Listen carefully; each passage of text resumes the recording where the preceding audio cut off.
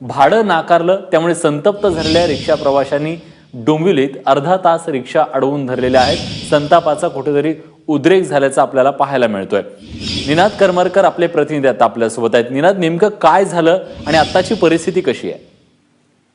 विलास, रात्री 9 ते 9:15च्या दरम्यानची ही घटना आहे। डोंबिवलीत आपण पाहिलं तर नेहमीच रिक्षा चालकांकडून भाडे नाकारण्यासारखे प्रकार जे आहेत ते होत असतात आणि घाई गडबडीत कुठेतरी प्रवाशांकडून सुद्धा दरवेळी या प्रकारांकडे कानाडोळा केला जातो। मात्र आज जे आहे ते रिक्षा चालकांनी भाडे नाकारल्यानंतर मोठी गर्दी त्या ठिकाणी आधीपासूनच जमलेली होती प्रवाशांची। अनेक जणांची जी भाडे ती रिक्षा चालक नाकारत होते, त्यामुळे प्रवाशांच्या संतापाचा कुठेतरी उद्रेक झाला आणि त्यांनी अर्धा तास रिक्षा ज्या आहेत त्या रोखून धरल्या होत्या। जवळपास अर्धा तास मोठ्या प्रमाणात या ठिकाणी गोंधळ सुरू होता। केळकर रोड जो आहे स्कायवॉकच्या खाली कोपऱ्यावर, तिथून रिक्षा डोंबिवलीतून सुटतात त्या ठिकाणी अर्धा तास हा सगळा गोंधळ सुरू होता आणि अर्ध्या तासाने या ठिकाणी पोलीस दाखल झाले आणि त्यानंतर वातावरण काहीसे या ठिकाणी मावळल्याचं आपल्याला पाहायला मिळालं।